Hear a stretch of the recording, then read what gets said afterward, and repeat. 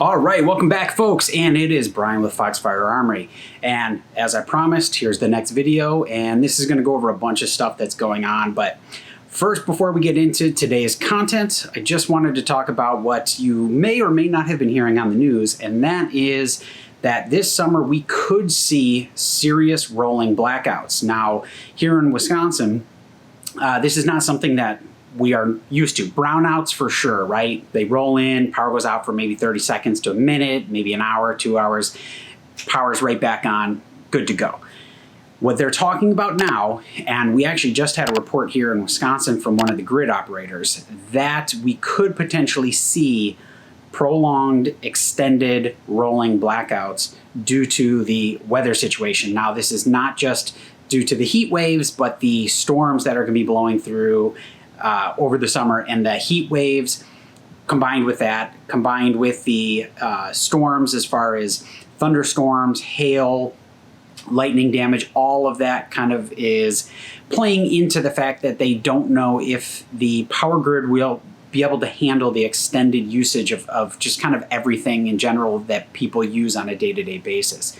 So for those of you that are prepping and that are looking to stay safe and keep things moving forward, if you don't have a generator, now is the time to buy one just in case. And for those of you that are interested in what I look at and the things that I kind of am interested in as far as generators are concerned, I'll leave a couple links in the description below, and you guys can check them out and kind of check out the specs. Now, this is not going to be whole home generators. These are going to be kind of more standby backup generators.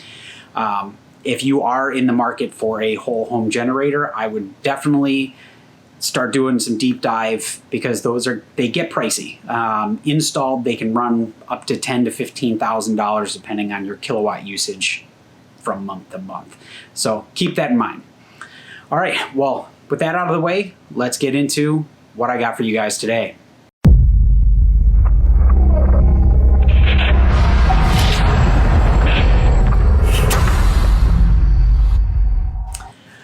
All right, so the first thing is something I'm sure many of you have seen in the news, and that is the U-Haul arrests of a group called Patriot Front in Idaho. Now, the media is going to distract and spin and try to tell you that this is a white supremacist group and that they're racist and all this other stuff, to deflect from the fact that the reality of the situation is these are false flags from the feds.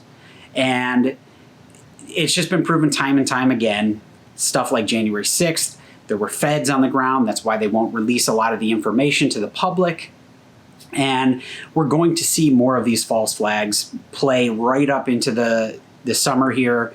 And as the situation degrades economically, expect the violence and groups like Patriot Front to kind of start popping up and emerging. And really, the best thing you can do is just ignore them. To be honest, it's just ignore these groups, don't pay attention to them, and, just get your information and worry about yourself realistically. So moving on from that, the stuff over in Ukraine and Russia obviously is continuing. Russia pretty much controls majority of the eastern front of Ukraine now, which is the Donbass region. And to go along with that, what we are seeing right now is China has been basically progressing what I'm calling their offensive in the Pacific. And most people may not understand what that means, but for those of you who are out there prepping and are trying to stay, up to date on current events, what it means is the likelihood that China invades Taiwan is getting closer and closer and closer the more that they keep moving their military around over in the Pacific and the South China Sea over there. That is going to put constraints on shipping lanes and the ports in and out of China. So that means goods are not going to be coming into the U.S. Goods are not going to be going into China from the U.S. And that just spells disaster for pretty much everything across the board. That's, a lot of our goods that we get come from China, right? We are a net exporter to China. So it's really bad on both fronts for us. So like I was saying, that is going to play into a lot of what's going on shortage-wise, supply chain issues, which are going to keep getting worse, and they are getting worse. And we're now seeing it with feminine hygiene products. We're seeing it with the baby formula. We're seeing it with avocados and other grocery-related items. So bear in mind when you're going to the grocery store and you're shopping for stuff, things may not be on the shelf when you go. They'll probably come back on the shelf, but we really have no idea what the time frame is looking like as far as when they're coming back on the shelf, right? And the quantities that they're coming back.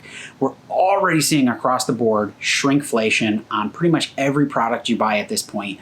So not only are we getting less product for more money, it's just the product is not there either, right? So we got a combination of stagflation, shrinkflation, inflation. You know, the next thing they're saying is a recession is coming.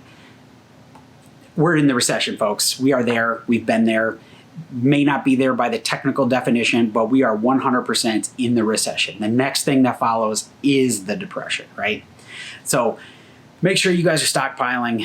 I know I've been talking to a lot of people and, they're like, I have 60 days worth of food, or I have 90 days worth of food. I have 9 months worth of food. I have a year's worth of food. And then they really start doing inventory and they realize, well, that year worth of food is actually only 6 months because that year worth of food is for one person. So breaking it up for the two of them, it's only 6 months. So really start making sure that you guys are doing a heavy inventory of all your preps. That's your gear, that's your food, your water purification, and really cycling through some of that stuff and making sure that you are, actually utilizing and recycling some of those if you've been prepping for a while. And that's always a good thing to have, right? Like kind of a working pantry with your preps. The other part of the food shortages is as these food shortages continue to get worse and the supply chain continues to get disrupted, expect for violence, right? It's simple. As people get hungry, as people get desperate, the next thing that leads is violence. And we saw it in 2020 with the lockdowns, and I'm sure we're going to see it this summer to some form or another. We're seeing it across the board with more and more violent attacks on people, thefts, robberies. Crime in general has skyrocketed like 300% in the last year and a half. So as the food shortages get worse, as the food scarcity gets worse, and as prices continue to climb, not only with fuel costs, but with every other cost, the next thing the inevitable that comes after that is violence, okay? So make sure you guys are protected, thinking about your security. Like I said before, if you guys have no idea where to start with home security, or you're looking for some guidance, some help to increase what you've already done, please just reach out either through the website or, through the email that's in the description.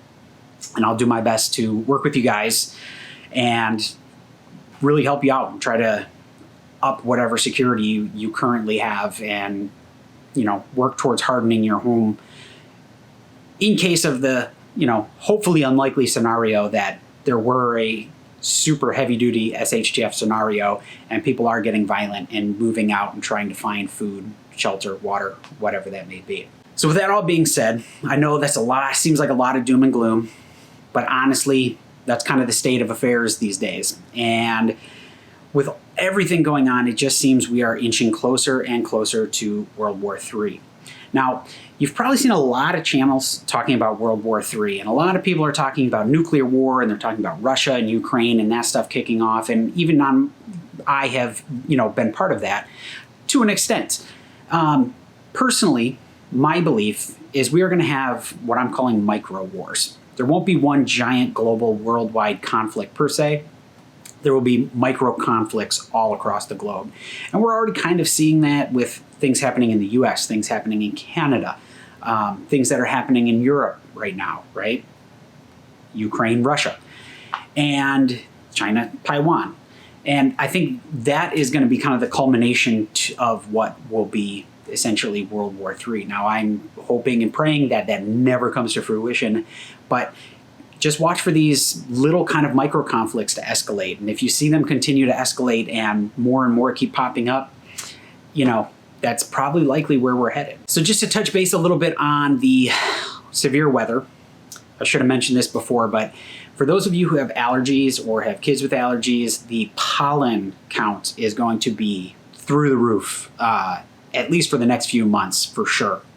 And that is because we are going to get some massive heat waves combined with heavy rain, and that always just kind of kicks the pollen levels up with this severe weather.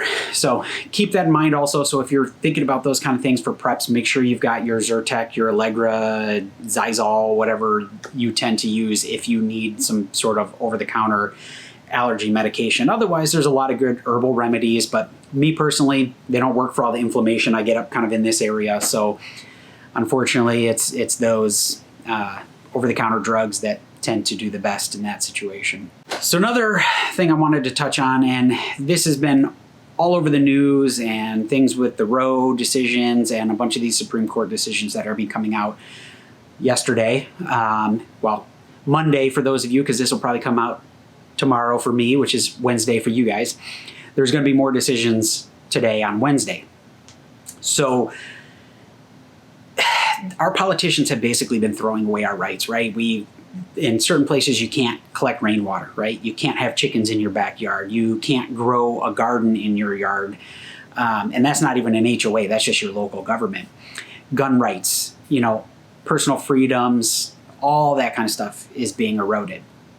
And so for those of you who may not have been too political in your past or are just recently becoming political, I really, really, really recommend that you start looking and reading into candidates who really are true to what the Constitution was, right? Our founding fathers, people like to try to interpret what they meant, but their words are really clear. And if you really read the Federalist Papers and the actual Constitution and Bill of Rights, the wording is there for a very specific purpose. And if you can read English, you can understand it. It's that simple. And so you really need to be focusing on voting candidates in and voting out candidates who are anti-Constitution, right? So people who are very staunch constitutionalists, those are going to be the people that we really want to get in office to hopefully kind of turn the tides here and steer the ship back on course, so to say. So from there, the last thing that I'm going to leave you with is start growing your own food. I've started doing it more. I've got potatoes going. I've got onions going. I'm going to get some herbs going here soon. I'm working on planting some garlic, off season, obviously. But there's a couple little tricks that you can use, like putting the garlic in the freezer and basically kickstarting that process of the freeze into the season. Now, obviously, with the weather we're having, I'm not going to be doing that outside. I'm going to be trying to do that in the house. It's just kind of a fun little project to see if I can get it to grow in an area that not necessarily is designed for growing plants. It's a sunroom off the back of my house that really, certain areas only get maybe a couple hours worth of sun all day. So it basically, with the air conditioning going and the sun, we'll see what happens. But trial and error, right? These are the things that kind of allow us to know what we can and can't do. So I really highly recommend that you guys start growing some of your own food, even if it's just a little bit, right? Growing your potatoes, growing your onions, storing that if you have a basement. It's a great place to store it. Just keep it away from any sunlight, and you can probably store those for at least a few months, realistically. So working to be self-sufficient is going to be huge. That is going to be the goal for anyone who's a prepper, anyone who's just anyone who's seeing the writing on the wall right now and who's been watching the, for lack of a better term, SHIT show. Going to try to keep it family friendly here. That's been going on basically the last, we'll call it the last year, right? And my prediction is I think we're going to start seeing a resurgence of victory gardens. And for those of you who don't know what a victory garden is, I highly recommend you research that. I'm not going to go into that one. Maybe I'll leave a link in the description to basically what a victory garden is if you're interested. And basically all it is a backyard garden, and you're growing your own food and being self-sufficient. You basically get rid of your yard and turn it into a sustainable garden. So that's all I got for you guys today. And if you enjoyed the content, please, please, please, please, please hit that like, share, subscribe button. And as always, This is Brian with Foxfire Armory. Until next time.